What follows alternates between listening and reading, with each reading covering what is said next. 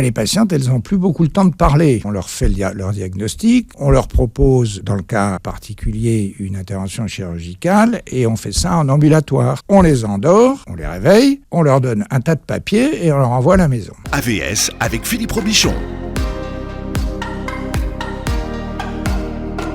À votre santé, bonjour, passez une belle journée santé sur Beurre FM.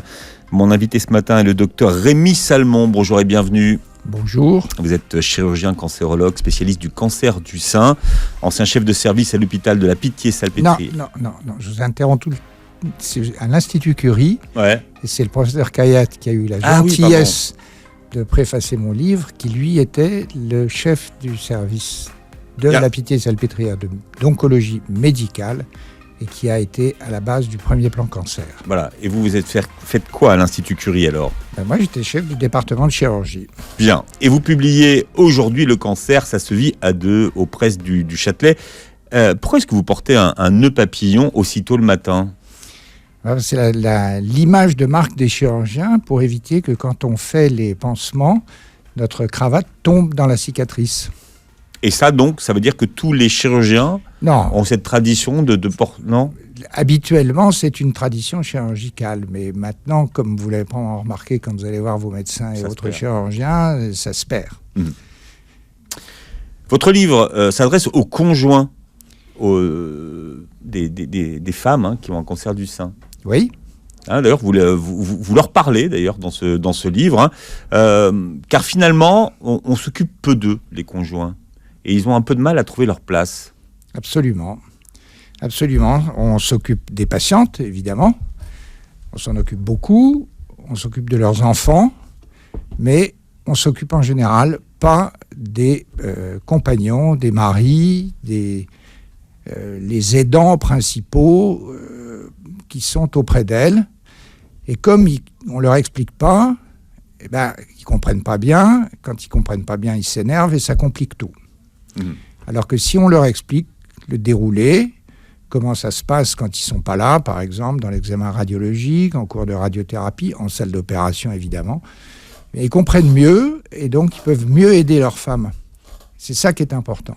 Oui, cette information qui est délivrée à la malade et à son mari, c'est un des éléments centraux, d'ailleurs, de la façon dont les choses se passent. Les choses ont beaucoup changé depuis une trentaine d'années, puisque quand j'ai commencé à faire de la chirurgie, on parlait à la famille, on ne parlait pas aux patientes.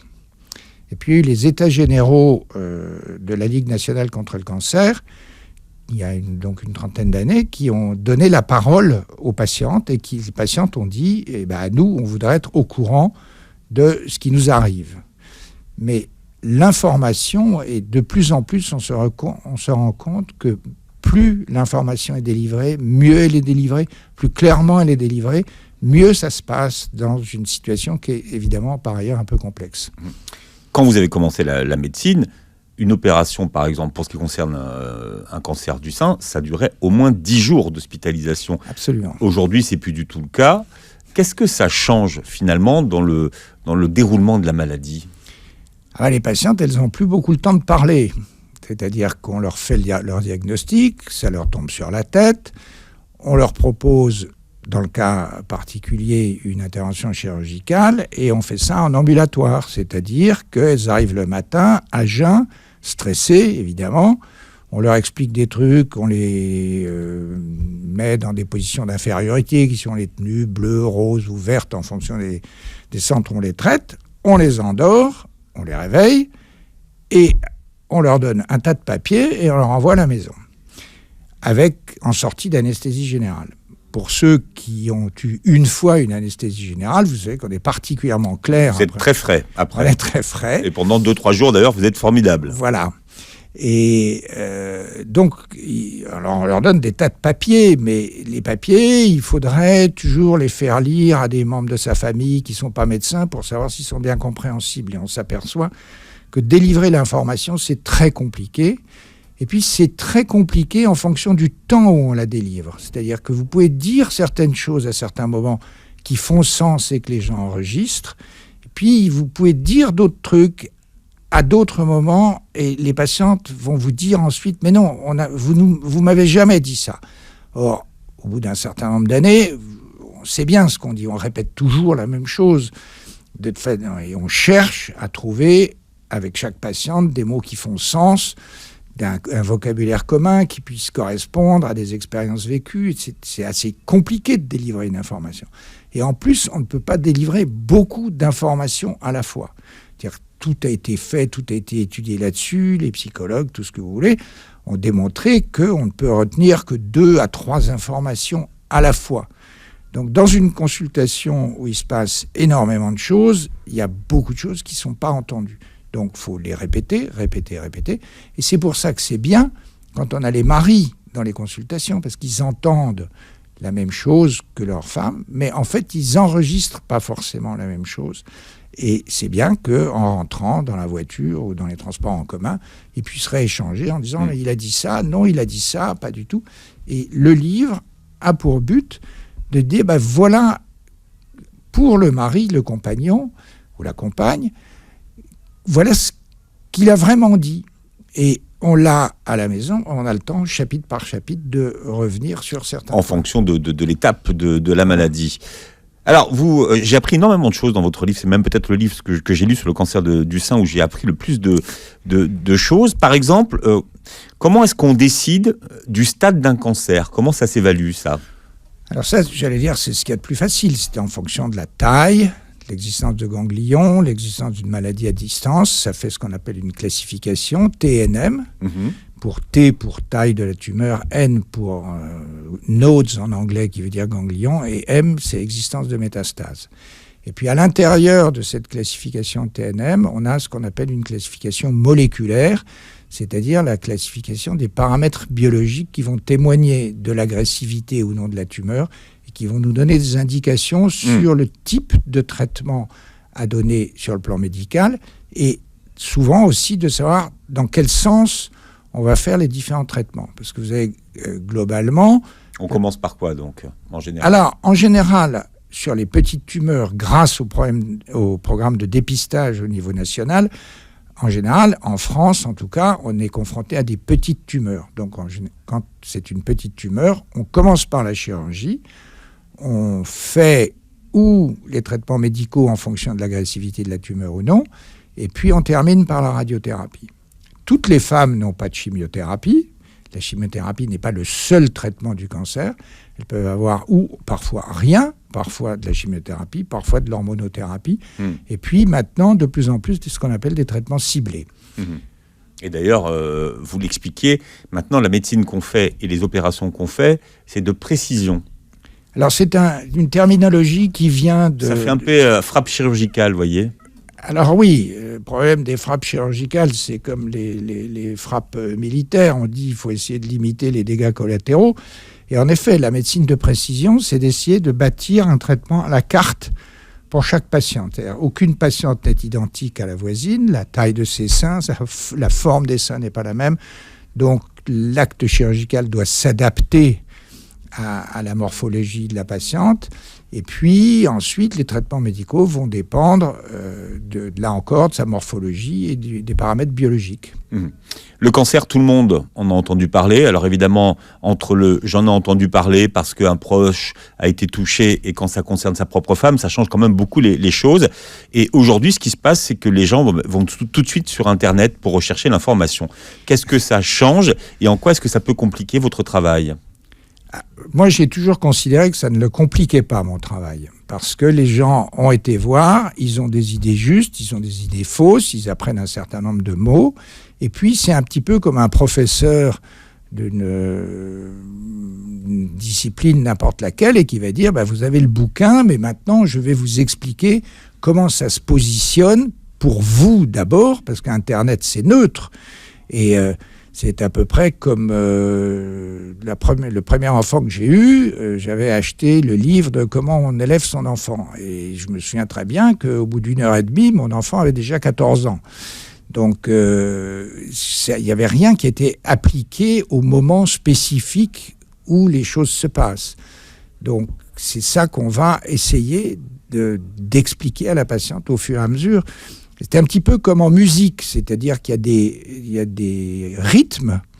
Donc, dans ces rythmes, il faut qu'on arrive à être sur des harmoniques avec nos patients pour que la musique soit juste, qu'il n'y ait pas de fausses notes, qu'elles comprennent bien. Et on voit bien, il y a certaines consultations où on arrive à établir ces harmoniques et où on sent que la patiente comprend, participe avec vous. Et puis, il y a de temps en temps des consultations où on n'arrive pas à faire ces harmoniques. Alors, il y a des nouveaux protocoles. D'ailleurs, on emploie beaucoup le mot protocole en oncologie ou en cancérologie. Les patientes voient qu'il y a des nouveaux traitements comme l'hormonothérapie ou l'immunothérapie qui donnent des résultats formidables. Est-ce qu'elles peuvent arriver en disant moi j'aimerais bien que ce soit ça qu'on me fasse? Oui, absolument. Alors, c'est là où en effet on se dit qu'on peut être quand même très supérieur à Internet dans l'information, puisque l'hormonothérapie elle a plus de 70 ans. Ça a été inventé par les Anglais. Personne n'est parfait, mais enfin bon, depuis qu'on les a battus au dernier tournoi des Nations, ça commençait fort. Ça va beaucoup mieux. Il commence le Brexit en se faisant battre par les Français. Mais enfin, passons. Donc l'hormonothérapie, c'est un très vieux médicament, c'est un très très bon médicament, d'une efficacité absolument magnifique. L'immunothérapie, c'est tout récent. Ça a transformé la prise en charge de certains cancers, que sont les mélanomes et les cancers du poumon, où on avait peu de choses avec peu de résultats. Donc des cancers de la peau et des cancers du poumon. Voilà, les mélanomes cutanés et les cancers du poumon on étaient assez peu efficaces. Alors qu'en matière de cancer du sein, on a beaucoup de traitements médicaux et que l'immunothérapie, pour le moment, est encore un peu embryonnaire parce qu'on a tellement de moyens thérapeutiques avant qu'on n'a pas toujours besoin de faire de l'immunothérapie. Alors vous mettez les pieds dans le plat et ça concerne effectivement le couple. Si vous dites être malade, ça coûte cher, le reste à charge zéro, ça c'est dans les rêves et à la télévision. C'est-à-dire que quand une patiente a un cancer du sein, son médecin généraliste déclare à la sécurité sociale ce qu'on appelle un ALD 30, affection de longue durée numéro 30, dans lequel tous les soins qui concernent le cancer du sein sont pris en charge à 100%. Théoriquement. Donc, ce qu'on comprend, c'est que finalement, tout est remboursé. Voilà, c'est même pas remboursé. Normalement, on n'a même rien à payer. Mais, d'une part, il y a certains examens qui, notamment en région parisienne, peuvent faire l'objet de compléments d'honoraires. J'utilise volontairement le terme complément et non pas dépassement d'honoraires, mais bon, parce que c'est lié au prix du mètre carré, au prix des secrétaires, etc. Bref, passons là-dessus. C'est moins agressif. C'est moins agressif comme terme, mais plus justifié, je trouve. Et puis, ça coûte cher parce que si votre femme a un cancer et que vous l'accompagnez à la consultation, pendant ce temps-là, vous ne travaillez pas. Donc, vous êtes obligé de prendre des journées. Et pendant ces journées-là, soit votre patron vous les retire, soit vous prenez des RTT, soit vous êtes en profession libérale, et pendant ce temps-là, l'argent ne rentre pas. Et puis, vous êtes parfois obligé d'avoir besoin d'aidants, c'est-à-dire de personnes qui vont venir s'occuper de vos enfants pendant que votre femme est en cours de traitement, faire venir des aides diverses et variées. Donc, en fait, oui, les traitements de cancer du sein, spécifiquement de cancer du sein, les chimiothérapies, l'intervention chirurgicale, les séances de radiothérapie, c'est pris en charge à 100%, donc ça ne coûte rien. Mais il y a toute la vie autour et puis si votre femme, par exemple, travaillait et son salaire, le temps que ça soit compensé, c'est un peu plus loin. On avait raconté qu'il y avait dans une société des gens des employés qui s'étaient cotisés pour donner leur RTT à un de leurs collègues pour aider sa femme. C'était un geste très généreux, mais malheureusement assez rare. Et notre invité aujourd'hui, c'est le docteur Rémi Salmon, chirurgien cancérologue. Vous êtes spécialiste du cancer du sein. Vous êtes ancien chef de service de l'Institut Curie. Et vous êtes là pour nous parler de le cancer. Ça se vit à deux aux presses du Châtelet. Vous adressez aux hommes qui ont parfois du mal à trouver leur place dans la maladie de leur femme. Et vous dites que finalement, le moment important, c'est la première phase, c'est l'annonce, c'est l'étape la plus difficile à surmonter, et pas plus que pour le malade, que pour le médecin, c'est une étape facile. Même après des années de... Oui, je vais vous raconter une anecdote qui m'est arrivée il y a longtemps. Je consultais et j'avais à côté de moi une psychologue qui était en train de faire un diplôme de je ne sais plus très bien quoi. Donc je vois une patiente pour un premier diagnostic de cancer du sein. Et donc je fais une consultation que je trouvais, avec ma modestie naturelle, vraiment bien. J'avais été gentil, explicatif, j'avais fait des schémas. Tout s'était bien passé, vraiment. J'étais assez content de moi. Et à la fin de cette consultation, je me retourne vers la psychologue et je lui dis alors, c'était bien, hein? Elle me dit ouais, c'était pas mal ta consultation. T'as juste oublié de lui dire un truc. Ah bon, qu'est-ce que j'ai oublié de lui dire? Ah bah t'as juste oublié de lui dire qu'elle avait un cancer. Et parce que de dire à quelqu'un, de dire à une patiente, madame, vous avez un cancer, c'est pas facile. Et c'est pas facile pour nous de le dire, c'est évidemment encore moins facile de l'entendre, mais c'est jamais facile. Et c'est un psychiatre du centre René Huguenin, qui est maintenant aussi Institut Curie, qui s'appelait Marx, pas Karl, mais Daniel, qui disait il n'y a pas de bonne façon d'annoncer une mauvaise nouvelle. Mais donc, ça n'est pas neutre pour nous. Surtout une personne qui n'a pas envie de l'entendre. Non. Avec le temps, vous avez trouvé des façons de le faire ou pas? Non. On a des trucs, mais il faut qu'on trouve un moment, une façon pour pas être pressé par le temps, pas tendre un papier sur lequel il y a marqué cancer, enfin bon, il faut... Alors après, une fois que la chose a été dite, j'allais dire, c'est pas plus facile, mais il y a ce qu'on appelle des consultations d'annonce. Les patientes revoient des infirmières avec lesquelles elles peuvent reformuler ce qu'elles ont entendu et compris. Mais il y a toujours le moment où ça bascule, en fait. Où ça bascule. Ouais. En général, le moment bascule, pas tellement pour moi, mais même pour les radiologues. Puisque ce sont aujourd'hui en grande partie les radiologues qui font le premier diagnostic. Et je raconte dans le livre, d'ailleurs, comment ça se passe lors de l'échographie, parce que une mammographie, ça se passe de façon un peu anonyme, mais l'échographie, le radiologue est là avec sa sonde d'échographie, et puis passe sa sonde d'échographie sur le sein de la dame, et puis tout d'un coup, il ralentit, il s'arrête, il change ses constantes sur l'appareil d'échographie, et il commence à transpirer un petit peu, et la patiente lui dit « Mais docteur, vous avez eu quelque chose d'anormal ?» je ne sais pas, peut-être il va falloir faire une biopsie, il faudrait revoir votre médecin, etc. etc. Et donc, panique à bord. Ouais, techniquement, c'est pas au radiologue d'annoncer, de faire l'annonce. Hein. C'est eux qui sont souvent confrontés. Alors, en fait... Au stress de la personne qui passe la radio, en fait. Parce que le radiologue, s'il dit « oui, vous avez probablement un cancer », la patiente va lui dire « bon, mais docteur, est-ce que c'est grave ? Comment il faut me traiter, par qui il faut se traiter, etc., etc. » Et donc, le radiologue n'est pas forcément au courant du circuit qui va suivre la patiente. Il n'a pas encore la biopsie. Il ne peut pas répondre à ces questions.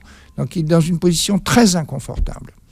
Alors aujourd'hui, on tente de rassurer les gens en leur disant « bon, vous savez, le cancer, aujourd'hui, c'est devenu une maladie chronique. » Ça rassure les gens? Je ne suis pas absolument certain que ça rassure les gens d'avoir une maladie chronique. Vous le dites ou pas, vous l'employez, c'est... Peu. De temps en temps, oui, parce qu'il faut... Mais je ne sais pas si on va en reparler après. C'est toute une question qui reste ouverte dans les milieux cancérologiques. C'est une fois le traitement initial passé... Comment on va les surveiller, les patients? On en reparlera. On aura une partie là-dessus. Mais il y a vraiment un paradoxe entre c'est pas grave, on va vous soigner, c'est une maladie chronique, et puis toute la série de traitements qu'on va vous faire. C'est ça. Donc vous dites, si c'est pas grave, pourquoi est-ce qu'on me fait tout ça? Donc il peut y avoir aussi cette incompréhension. Et il y a une chose, c'est qu'on ne prend pas en charge, par exemple, un cancer du sein d'une femme qui est jeune qu'une femme qui est âgée. Si, les traitements sont les mêmes. La chirurgie est la même, les rayons, c'est les mêmes, les traitements médicaux, c'est les mêmes. Mais simplement, les profils biologiques des femmes jeunes sont souvent un peu différents de ceux des femmes âgées. Et il se rajoute chez les femmes jeunes une composante émotionnelle qui est plus importante que celle des femmes âgées. D'ailleurs, les femmes âgées, elles ont aussi peur que les jeunes. Il ne faut pas se leurrer là-dessus. Les femmes peuvent se demander parfois pourquoi on leur fait subir un traitement aussi longtemps. Parce que on leur explique que les données statistiques des études qui ont été faites antérieurement ont démontré que, par exemple, donner une hormonothérapie pendant 5 ans, ça améliore de façon significative le pronostic. Maintenant, si quelqu'un n'a pas une formation médicale, une amélioration significative du pronostic, ça ne veut rien dire. En fait, c'est des calculs statistiques avec un petit p inférieur à 5%, ce qui n'a aucune signification pour la patiente lambda. Comment est-ce que vous simplifiez les choses? Donc, comment est-ce que vous expliquez simplement des informations qui parfois peuvent être complexes? C'est une excellente question. C'est une question qu'il faudrait que chacun de mes confrères se pose comme moi je me la pose. C'est-à-dire, une patiente rentre en face de moi et il faut trouver des mots qui font sens pour elle. Et donc, on a des délais de consultation qui sont limités par définition.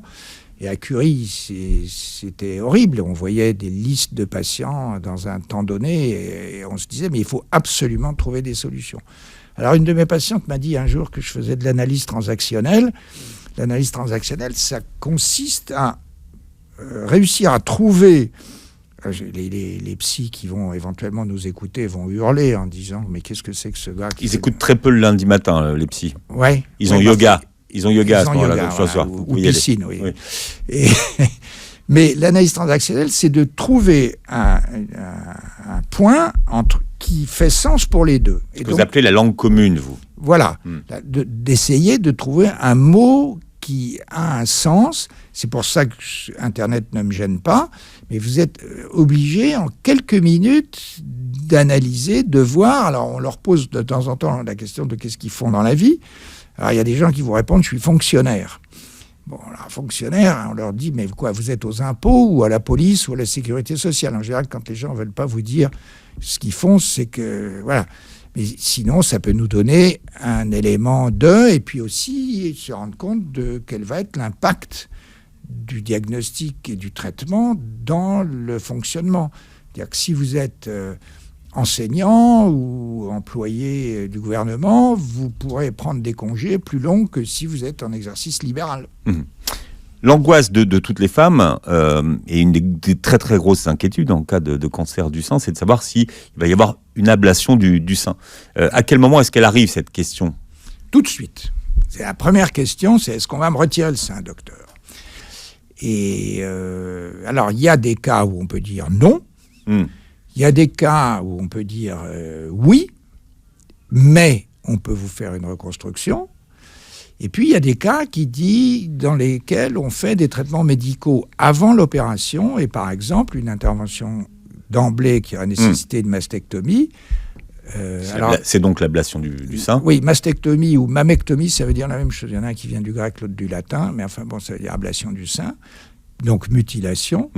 Et cette décision n'est prise qu'en fonction de la façon dont la tumeur a régressé sous l'effet du traitement médical.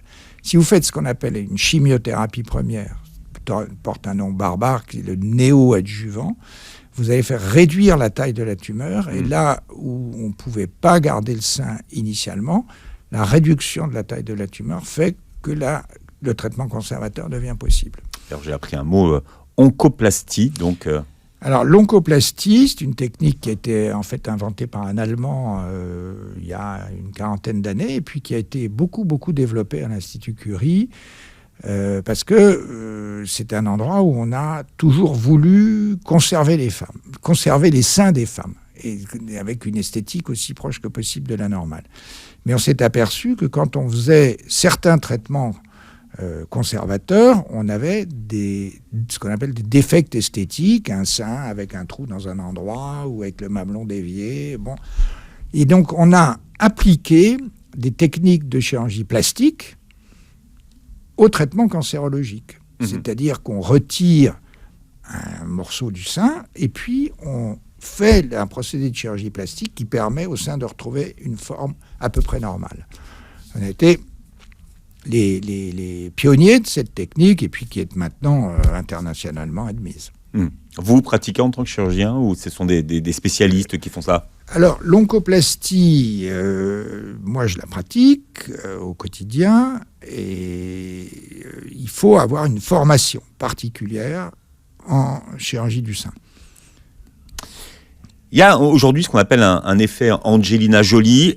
Il est passé de mode ou il continue ? Alors, il est en train de passer de mode. C'était il y a 2-3 ans. Hein, voilà, l'effet Angelina Jolie, pour expliquer à vos auditeurs, c'est que Angelina Jolie, l'actrice, est porteuse d'une mutation prédisposante qui s'appelle le gène BRCA1, Breast Cancer 1. Et donc, elle a fait retirer ses 2 seins, ses 2 glandes mammaires, et les a fait remplacer par des prothèses il y a quelques années. Et donc, ça a eu un impact très important, parce que ça a été même une couverture du Times. Donc, aux États-Unis, à l'heure actuelle, il y a beaucoup de gens, beaucoup de femmes qui réclament, pour un cancer du sein même unilatéral, une mastectomie bilatérale. Alors, nous, les Français, qui sommes probablement des gens très sous-développés par rapport à nos amis nord-américains, on reste quand même un petit peu perplexe devant une chirurgie qui est lourde, mutilante, avec un taux de complication qui est non négligeable, des résultats esthétiques irréguliers. Et donc, on est assez réticent. Maintenant, si une femme vient et vous dit, docteur, retirez-moi mon sein, et à partir du moment où vous avez discuté avec elle et qu'elle a l'air d'être claire dans sa tête et qu'elle a dans sa famille ou dans ses amis proches un certain nombre de gens à qui est arrivé des soucis, eh bien, on discute de tout ça dans ce qu'on appelle les réunions de concertation pluridisciplinaires, et à ce moment-là, on peut valider cette décision de la patiente, ce qu'on appelle la décision médicale partagée avec les patientes. Bien. J'ai appris qu'il y avait ce qu'on appelle un ganglion sentinelle ou GS. Quel est son rôle et qu'est-ce qui se passe donc avec ce GS ? Qu'est-ce que ça a de nouveau, la découverte de ce ganglion ? Alors, le ganglion sentinelle est un gros progrès puisque, comme on l'a dit tout à l'heure, les cancers du sein, on les dépiste à des stades de plus en plus petits et donc où il y a de moins en moins d'extensions à distance. La première extension à distance des cancers du sein, c'est dans le creux axillaire, dans l'aisselle. Et sous le bras, donc. Sous le bras, ouais. Voilà. Et donc, quand moi j'ai commencé, on faisait ce qu'on appelait des curages ganglionnaires. C'est-à-dire qu'on retirait un nombre non négligeable de ganglions. Et puis après, on disait à la femme, « Ah, génial, il n'y a aucun ganglion qui est malade. » Et en fait, il y avait un certain nombre d'effets secondaires. Bon, le pire de tout, c'était la survenue d'un gros bras, lymphœdème, le gros bras, où les bras ressemblent à des espèces de jambons et qui sont très difficiles encore à l'heure actuelle à traiter. Et en fait, c'était un chirurgien américain qui s'appelle Armando Giuliano qui a mis au point cette technique en injectant un produit au niveau de la tumeur, produit qui suivait le drainage lymphatique de la tumeur et arrivait au premier ganglion de l'aisselle qui draine le cancer. Et donc, en prélevant ce seul ganglion, et si ce ganglion n'était pas malade, on n'avait pas besoin de retirer le reste des ganglions. Voilà, on parle du cancer du sein. Le cancer du sein, c'est l'histoire du couple avec mon invité, le docteur Rémi Salmon, chirurgien cancérologue, spécialiste du cancer du sein et ancien chef de service de l'Institut Curie, qui publie Le cancer, ça se vit à 2 aux éditions du Presse du Châtelet. Il faut répondre à beaucoup de questions qui se posent, qui sont le fruit aussi de votre expérience. Depuis combien d'années exercez-vous, docteur ? Bon, c'est comme pour une femme, on ne lui demande jamais son âge. Tout augmente. C'est ce que vous voulez me dire. Voilà. Bien. La chimio, c'est très angoissant pour les femmes. Il y a beaucoup de questions. Comment est-ce qu'on calcule la dose de chimio qui va être indiquée pour les femmes ? Alors, j'ai commencé par répondre un peu à côté en disant que quand une femme va recevoir une chimiothérapie, elle vit ça comme un synonyme de gravité. Et en fait, ça n'est pas un synonyme de gravité. Ça veut simplement dire qu'on va proposer un traitement en fonction de ces paramètres biologiques dont on a parlé tout à l'heure, cette classification moléculaire, et en fonction de la vitesse, ce qu'on appelle la cinétique de croissance. Plus les cellules se renouvellent vite, plus la chimiothérapie est efficace. Donc, si vous avez une tumeur qui prolifère très vite, vous allez donner de la chimiothérapie et la tumeur va régresser également très vite. Donc ça n'est pas un synonyme de gravité, c'est une indication à appliquer un certain traitement donné qui est la chimiothérapie. Si la tumeur exprime, c'est-à-dire que sur les cellules, il y a un gène qui s'appelle HER2, eh bien, là encore, il y a un médicament spécifique anti-HER2 qui s'appelle l'Herceptine. Je n'ai pas le droit de faire de publicité, mais c'est la marque, hein. Oui, c'est trastuzumab, si vous voulez. Eh bien, on sait que de donner du trastuzumab, par rapport à l'époque où on n'utilisait pas le trastuzumab, on a transformé le pronostic des femmes qui avaient des surexpressions d'HER2. Donc, le protocole dont vous avez parlé tout à l'heure va tenir compte de ces différents paramètres biologiques et choisir les médicaments à donner. Alors, ensuite, pour répondre précisément à votre question, on donne les doses de médicaments en fonction d'un choix qui a été fait, qui sera un peu long à expliquer, qui est la surface en mètres carrés. C'est comme si je vous prends et que je vous fais passer sous un rouleau compresseur. Il va y avoir de la surface. Il va y avoir de la surface, mais donc vous aurez plus de doses que mademoiselle ou que... Il y aura de la surface aussi, mais moins. Ça, c'est vous regardez ça. Elle a l'air fâchée d'ailleurs. Non, elle n'a pas écouté. Ah bon. Mais elle sera fâchée tout à l'heure quand elle va réécouter, je vous le dis tout de suite. Voilà. Donc on calcule la surface. La surface en mètres carrés. Et là, ça introduit une notion qui est extrêmement intéressante, qui est celle de la difficulté de faire les traitements chez les personnes qui sont en surpoids. Parce que le surpoids, c'est de la graisse, et dans la graisse, il n'y a pas de cellules. Il n'y a pas de cellules actives. Donc vous êtes tout le temps balancé entre le désir d'être adapté à la surface en mètres carrés, mais cette surface en mètres carrés n'est pas une surface réellement active, réellement réceptive aux médicaments. Donc chez les personnes en surpoids, on risque d'avoir des toxicités aiguës, et si on les réduit, on risque de ne pas être efficace. Donc ça fait partie des problèmes auxquels on est confronté dans les traitements médicaux. Et pourquoi est-ce qu'on donne de la cortisone en cas de chimio aujourd'hui ? La cortisone, c'est pour jouer contre la partie inflammatoire de la tumeur d'une part et des effets secondaires des médicaments. Ce qui est pour ça qu'un certain nombre de patients prennent du poids en cours de chimiothérapie à cause de la cortisone. Vous parlez d'un phénomène dont on parle rarement, c'est de la dépression post-thérapeutique. Quand est-ce qu'elle survient et quels sont les signes ?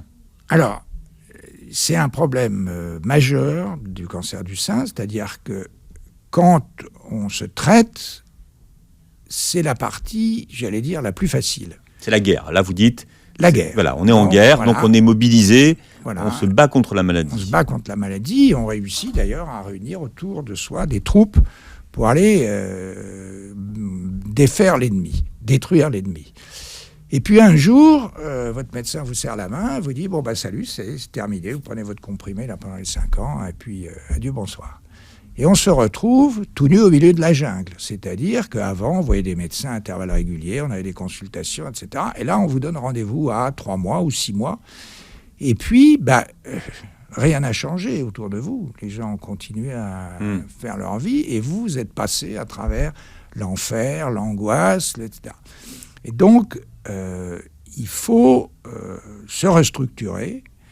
Et cette période de restructuration est appelée dépression post-thérapeutique. C'est un peu comme le baby blues, si vous voulez.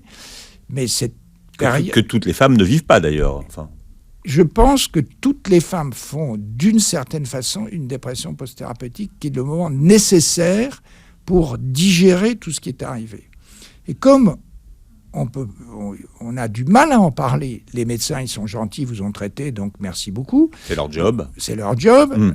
Les amies, elles ont peur, elles se demandent si c'est pas contagieux.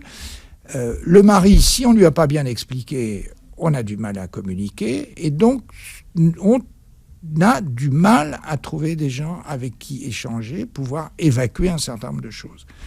Alors, le livre ne donne pas de recettes pour traiter cette dépression post-thérapeutique, parce que chacune des patientes doit trouver elle-même les choses qui vont lui permettre de reprendre sa vie normale. Et alors ensuite, on est quoi ? On est guéri, on est en voie de guérison. Qu'est-ce que ça veut dire finalement guéri quand on vient d'être pris en charge pour un cancer du sein ? C'est la question que posent toujours les patientes et c'est la question auquel elles n'ont jamais de réponse claire. Parce que guérir, ça veut dire quoi ? Ça veut dire pas avoir de récidive, ça veut dire vivre une vie éternelle. Mais alors à 110 ans, on n'a plus de copains, on a de l'arthrose, on ne voit plus rien. Les nouvelles, on ne peut même plus écouter Beurre FM parce qu'on est sourd. Parce qu'on est sourd et qu'on est mal appareillé parce que c'est mal remboursé, etc. Non mais la guérison statistique, c'est quand vous êtes revenu au risque de mortalité de la population qui a le même âge que vous. C'est-à-dire que ça ne veut rien dire. Mais à ce moment-là, donc les cancérologues répondent mal à ces questions. Et d'ailleurs, c'est dangereux de dire « Madame, vous êtes guérie » parce que si après, il y a une récidive qui survient, elle va venir vous voir en disant « Mais docteur, vous m'avez guéri, vous êtes trompé. » C'est un sujet qu'on aborde peu, ça. Hein, et il y a beaucoup de questions, je veux dire. Oui, mais il faut aussi... Ma réponse à cette question, docteur, je suis guéri, je réponds ik en nunk, c'est-à-dire n'essayez pas trop de comprendre pourquoi le cancer est survenu, parce que vous n'allez pas trouver de toute façon. Nous, on n'a pas trouvé. Et c'est pas parce que vous n'entendez pas avec votre belle-mère, ou que vous avez divorcé, ou que vous avez eu un enfant malade, que vous avez fait un cancer du sein. C'est potentiellement un facteur. Bon, après, on dit il faut faire de l'exercice, bien manger, etc., etc. Mais ça, c'est un peu banal. En ce moment, on parle beaucoup d'épigénétique. D'épigénétique, c'est-à-dire l'environnement. Alors là encore, les chercheurs vont hurler en disant que c'est en fait la macro-épigénétique, c'est-à-dire le facteur environnementaux. Mais aussi, et si on veut avoir des garanties du futur, finalement, on oublie de vivre maintenant, ici et maintenant. C'est déjà les Grecs qui nous avaient dit ça. Et il faut se refocaliser, être capable de dire « Je viens à Beurre FM, je vais être en retard. » Pourtant, l'animateur m'a dit « Prends ton vélo. » Et je ne l'ai pas pris. Et voilà. Ouais. C'est bien fait pour moi. Ouais. Et donc, ik en nunk, eh bien, je me suis dit, je vais l'appeler et... Carpe diem. Carpe diem, exactement. Alors, il y a toute cette période qu'on appelle surveillance. C'est un terme un peu ambigu, surveillance, vous voyez. Surveillance, ça fait prison. Oui, absolument. Et ce d'autant qu'il n'y a rien qui soit vraiment bien clair dans la littérature médicale, la surveillance. C'est comment, à quel rythme et pendant combien de temps. Si on surveille, c'est qu'il y a des risques. Alors, non ? Absolument. Si on surveille, c'est qu'il y a des risques. Donc, il y a un risque que ça récidive sur le sein traité. Il y a un risque pour que ça récidive sur l'autre sein. Puis, il y a aussi des risques pour que ça dissémine à distance. Et vous avez des équipes qui font des surveillances tous les 3 mois, tous les 4 mois, non-stop. Donc, chaque fois que la patiente doit aller faire un examen de surveillance, la trouille commence 8 jours ou 10 jours avant, pendant l'examen, jusqu'à ce qu'elle voie le médecin, et hop, 3 mois plus tard, ça recommence. D'autres équipes ont des surveillances plus lâches en disant, ben voilà, mais vous avez mon numéro de téléphone, s'il y a un symptôme anormal, parce que les patientes, elles vivent 24 heures sur 24 avec elles-mêmes. Donc, si elles sentent quelque chose d'anormal, une sciatique persistance, une toux, une douleur, enfin, je sais pas quoi, à ce moment-là, vous appelez et je vous vois tout de suite. Puis alors, il y a une troisième possibilité qui est de dire, on va surveiller de façon plus attentive les patientes à risque, à plus haut risque. Donc, vous imaginez, on va vous dire, vous, je vais vous surveiller de façon... Vous êtes à haut risque, donc on va vous surveiller de façon plus attentive, ce qui, sur le plan psychologique, est un désastre. Et quand on parle de récidive, on parle de quoi ? Alors, il y a 2 types de récidives. La récidive du sein, traitée quand il a eu un traitement conservateur, quand on a pu faire un traitement conservateur, donc garder une esthétique satisfaisante. On peut faire un cancer du sein contralatéral. Sur l'ensemble de la vie d'une femme, c'est 15% de risque. Et puis, on peut avoir des extensions à distance, foie, poumon, os, etc., qui vont nécessiter des prises en charge spécifiques. Et vous expliquez que la survenue d'une récidive n'a pas la même signification selon sa date d'apparition par rapport au traitement initial dont on parlait tout à l'heure. C'est ça, si on récidive vite, c'est qu'on a face à une maladie agressive, tandis que si ça survient 10-15 ans plus tard, on parle à ce moment-là de première maladie. Première maladie. Ouais. On entend tous les jours parler de progrès dans la recherche médicale. Vous exercez depuis une dizaine d'années plus les taxes. Qu'est-ce que vous avez vu comme changement et vers quoi est-ce qu'on se dirige en termes de progrès médical ? Alors, j'ai vu des progrès immenses. Le premier des progrès, ça a été le dépistage. Parce que plus on trouve les cancers tôt, plus on les traite facilement, moins on est mutilant, moins on est agressif médicalement. Donc je ne dirai jamais assez à quel point c'est important de faire du dépistage. Et même s'il y a des gens qui ont dit que le dépistage entraînait des surdiagnostics et surtraitements, ma femme, je l'envoie au dépistage, sans aucune arrière-pensée. C'est comme les vaccins. Je discute même pas les vaccins. Est-ce que vous voulez pas vacciner vos enfants et risquer d'avoir une mortalité par la rougeole en 2020 ? C'est impossible. Donc, vaccin, dépistage, c'est des bonnes façons de faire de la médecine. La première et meilleure façon de faire de la médecine. Deuxième progrès, à mon avis, c'est les traitements conservateurs qui sont améliorés de plus en plus et avec des résultats esthétiques de plus en plus satisfaisants, avec parfois la nécessité de symétriser l'autre côté quand les femmes ont des seins généreux et s'il y en a un qui est un peu réduit par rapport à l'autre. Bon, mais on peut même faire cette symétrisation dans le même temps. Et parfois, il y a des femmes qui ont eu envie de faire réduire leur sein depuis 20 ans et tout d'un coup, elles ont un cancer dans l'un. Elles se disent, coup de peau, je vais en profiter d'une certaine façon. Voilà. Alors, le compagnon est souvent un peu surpris de cette décision, mais on adhère volontiers à ce type de prise en charge. Et puis, les progrès, ce sont les progrès médicaux. La radiothérapie, d'abord, dont on disait autrefois, les patientes arrivaient voir le radiothérapeute et disaient « Docteur, vous allez me brûler ». Ce qu'on appelait les rayons. Les rayons. Donc, je vais être docteur, est-ce que je vais être brûlé ? Et alors, soi-disant que vous détestez la question.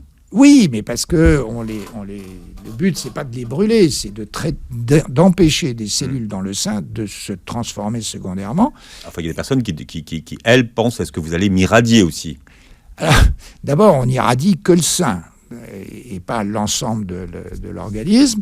Et puis, vous avez aujourd'hui des machines de plus en plus sophistiquées qui sont couplées à des scanners en position de traitement. Donc, on ne brûle plus les poumons. La radiothérapie du sein gauche n'entraîne plus de toxicité cardiaque. Enfin, on a fait d'immenses progrès en radiothérapie. Et les traitements médicaux qui, eux aussi, d'année en année, progressent de façon de plus en plus efficace, depuis l'hormonothérapie, l'herceptine, et puis maintenant, dans les années à venir, ce qu'on appelle des panels de gènes, c'est-à-dire un ensemble de gènes qui vont permettre de définir pour un individu donné les gènes qui sont altérés et chercher les médicaments les plus spécifiques contre ça. Ça, c'est à l'horizon combien d'années ? C'est demain. Demain ? Oui, demain 5 ans ouais. Non, c'est déjà fait aujourd'hui par Foundation One, qui est une association du laboratoire Roche et du Memorial Sloan Kettering à New York. Et puis, il y a une autre compagnie qui fait ça, mais pour le moment, c'est encore payant. Mais donc, ça va se développer. Docteur Rémy Salmon, vous êtes passionnant. Je vous garderai presque 2 heures. Oui, vous êtes en retard pour arriver, vous êtes en retard pour partir. Aïe. C'est comme ça. Votre livre s'appelle Docteur Salmon, Le cancer, ça se vit à deux, aux éditions Presse du Châtelet. Merci d'avoir été notre invité sur Beurre FM. Merci d'avoir été passionnant et si simplex. Merci de votre accueil.